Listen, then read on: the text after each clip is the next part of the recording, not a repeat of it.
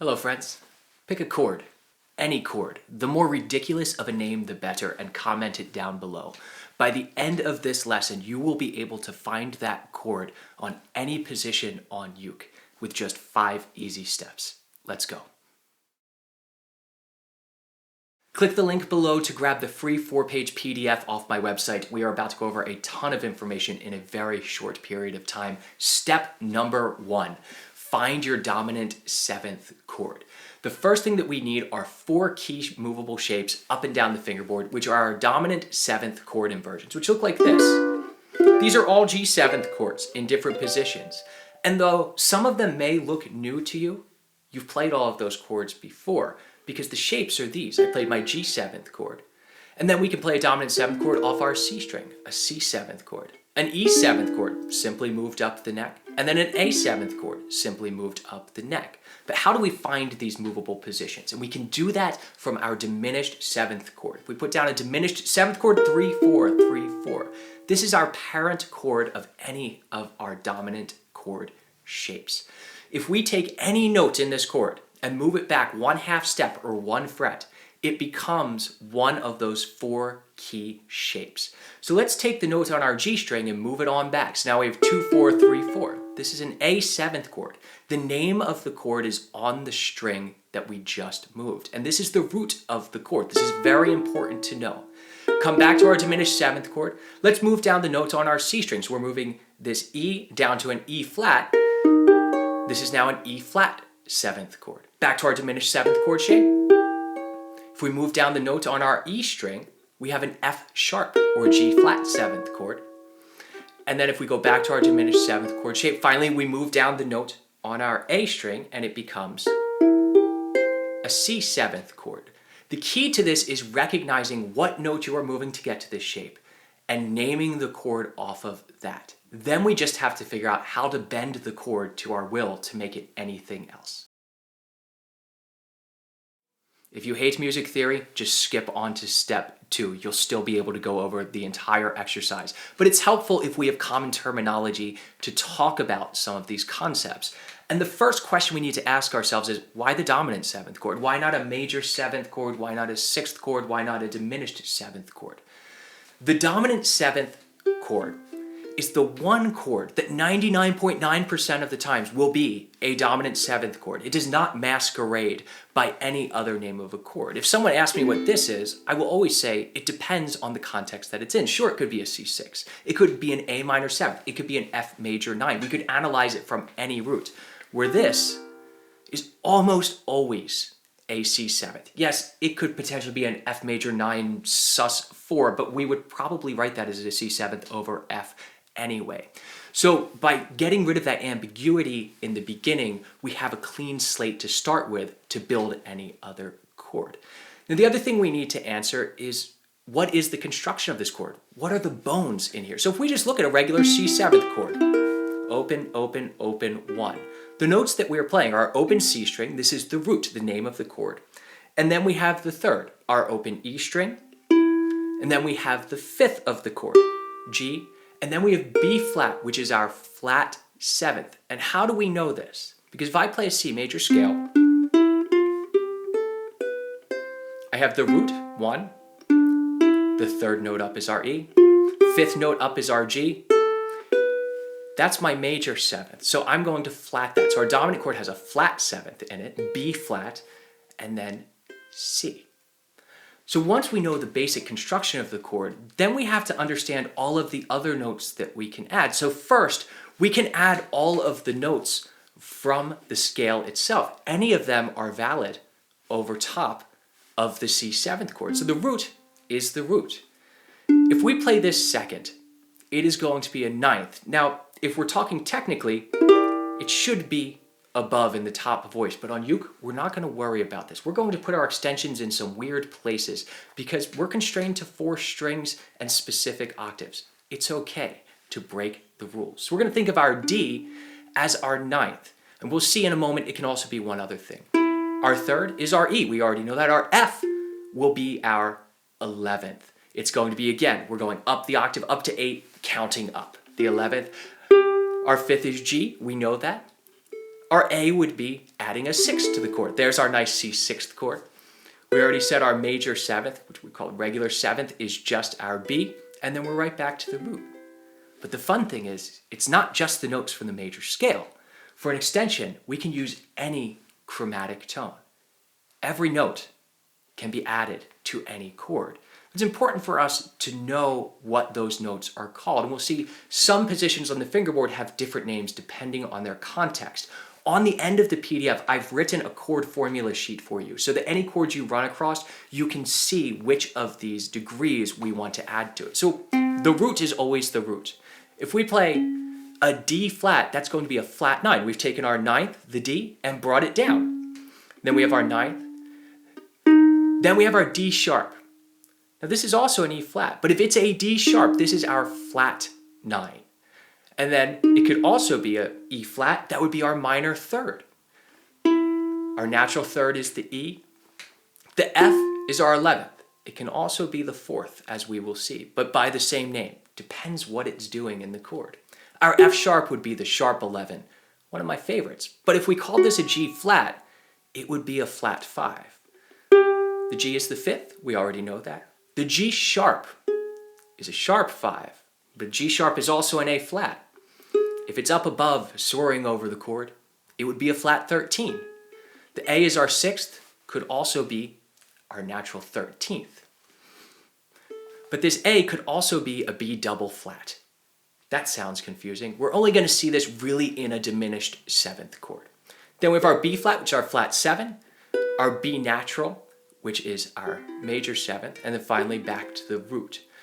And when we're playing uke and we're thinking of chords, it's okay if we think of it as a sharp 11 or a flat 5. It doesn't matter. Any of these enharmonic equivalents, it's whatever makes you remember it better. But if you look at our chord formulas, you'll see that it's how we stack up the chords, and that's what's important. So let's start looking at these different extensions that we can add in their matter of importance.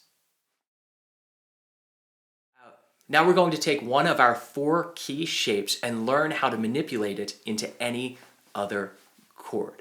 Step 1, of course, is finding the root of the chord, and we're going to use our C7th chord. If we remember, the root for this chord, 3-4-3-3, is on the A string. So that's the first most important thing we need to know.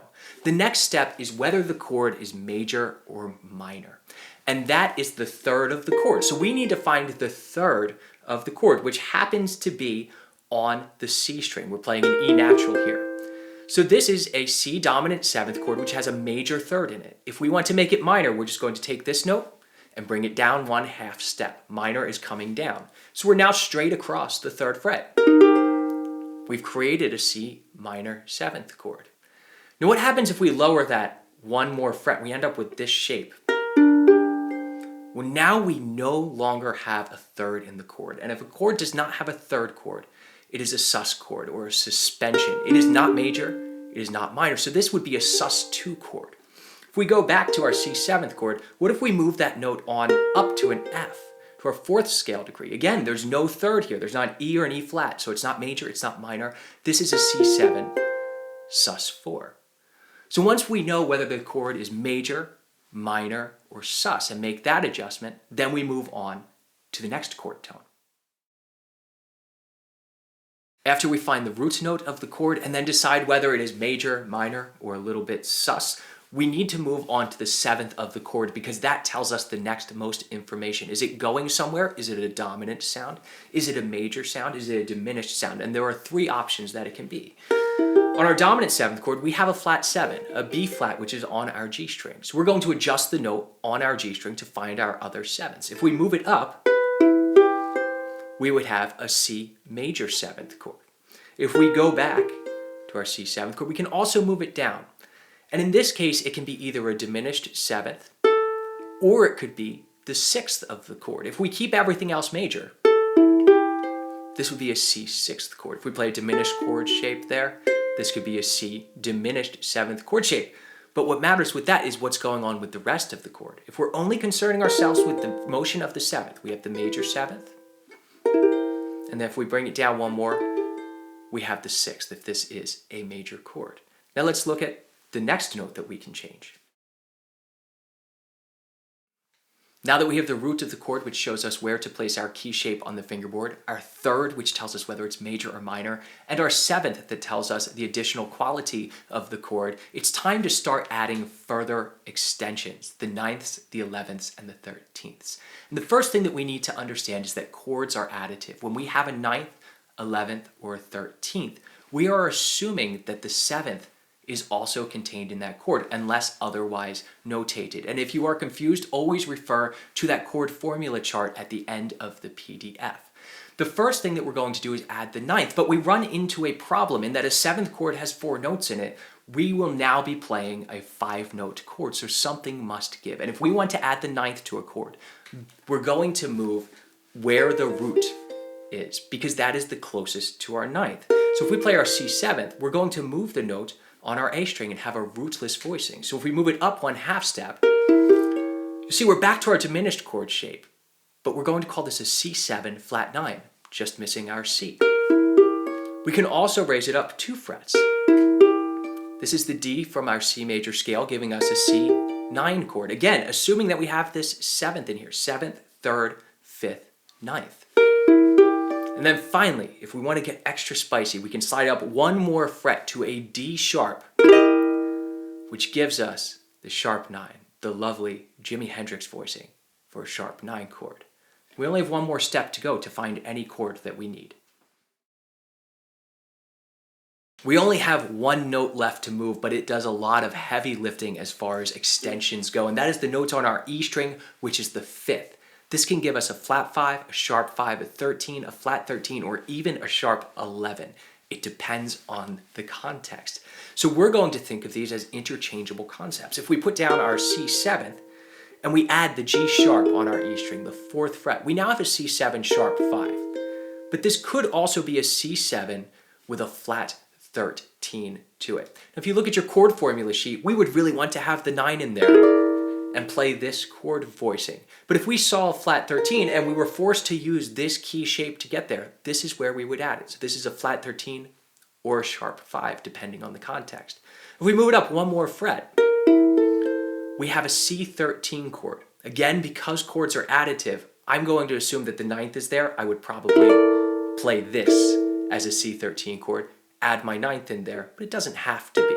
What's important is that it's a dominant 7th chord, and that's exactly why we can't call this a C6th chord, because we still have this flat 7 in here, so it's not a 6th chord. We're adding that A to our dominant 7th chord. And finally, we can also take this note and we can move it down 1 fret from our C7th chord, giving us a C7 flat 5.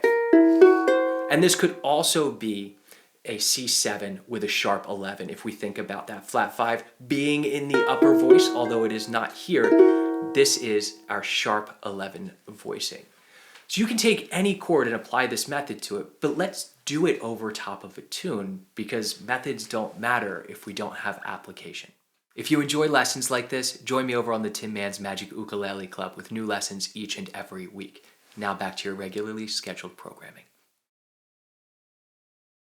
Now we're going to look at the A section of Autumn Leaves, and the arrangement that I've put on the page has these chords: C minor 7th, F13 flat 9, B flat 6, E flat major 7, A minor 7 flat 5, D7 flat 5, and G minor 6. And I bet there are at least a few chords here that you have never played before. But instead of running to our chord dictionary, let's find them ourselves from our key shapes. So the first step is we're going to make all of these chords dominant chords. We're going to take off the minors, the 13ths, the flat 9s, and find our key shapes so that we can modify them into the chord that we need. So instead of playing C minor 7th, we're going to play C7th. We should all know this voicing by now.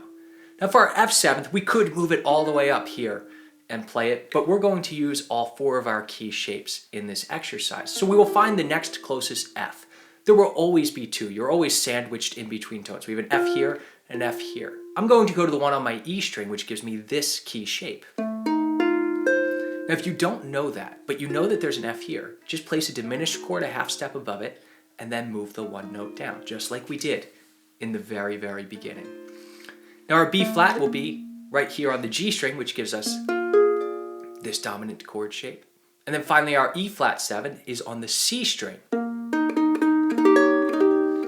So now within the first 4 bars, we've used all 4 of our key shapes and we're able to practice them. So we have C7th, F7th with the root on the E string, B flat with the root on the G string, and E flat 7 with the root on the C string. So as we go forward, the shapes will repeat. We'll just put them in different places on the fingerboard. Starting with our A7th, we'll anchor it on our G string with this shape, same as our B flat, right? Just down a half step. Then we're going to play a D7th chord. Same as our E flat, just down a half step. The D's on our C string, and finally G7. So let's strum through this with just our dominant 7th chord shapes. 2, 3, 4. F7, B flat 7, E flat 7, A7th, D7th, and then finally G7. Now we're going to take each of our key shapes and modify them like we talked about in the order, finding the major or minor first, then finding if we have a modified 7th or 6th, and then going about adding our extensions, our 9ths, 11ths, 13ths, flat 5. So if we look at the C7th chord, well, it's C minor 7, so we just need to take this 3rd and bring it down. There's our first chord. There's C minor 7th, which many of you have probably played before. Now for our F7th chord, we want an F13 with a flat 9. First up, we add that flat 9, which flat 9s always give us a diminished shape. So we have 2, 3, 2, 3. And then if we want to add the 13th to that, where is that? Well, the 13th, here's our 5th, so we're going to bring it on up. So it's going to be 2, 3, 2, 5. Isn't that beautiful chord? And that brings us to our B flat 7 chord. We want a 6th. Well, in this chord shape, our 7th is here. To get a 6th, we're going to move it down a half step. There's B flat 7. Here's B flat 6th, adjusting the 7th to a 6th. Then our E flat 7th chord, we want E flat major 7. Remember, E flat 7 has a flat 7, so a major 7th is just going to be here. Then as we go to our A7th, well, this is a minor chord, so we need to adjust the 3rd.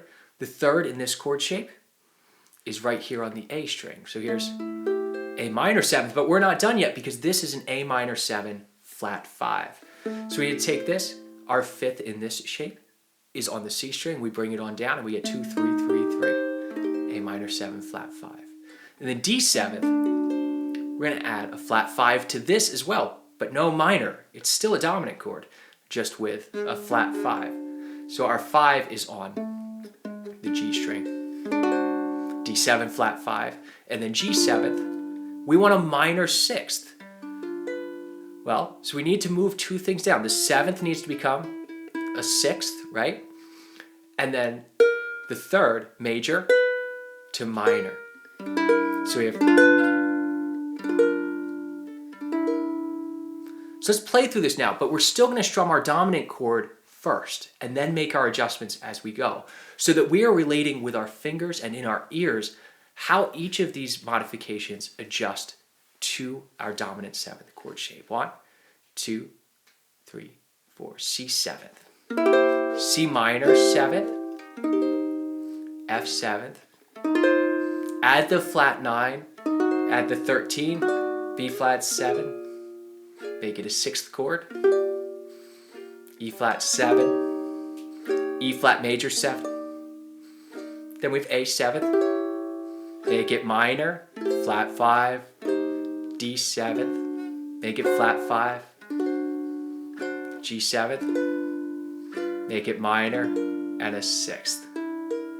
So then we have all of our qualities. Now we just need to replace the final chord that we came up with our key shapes. So we get to play now C minor 7th, F13, flat 9, B flat 6, E flat major 7, A minor 7, flat 5, D7, flat 5, and G minor 6. So now let's strum through this A section of Autumn Leaves with the chords that we have just built off our key shapes. 1, 2, 3, 4. F13, flat 9, B flat 6, E flat major 7, A minor 7, flat 5, and G minor 6. If you want to learn the rest of this tune, I'll link to my full tutorial on Autumn Leaves. Have a great day, everyone.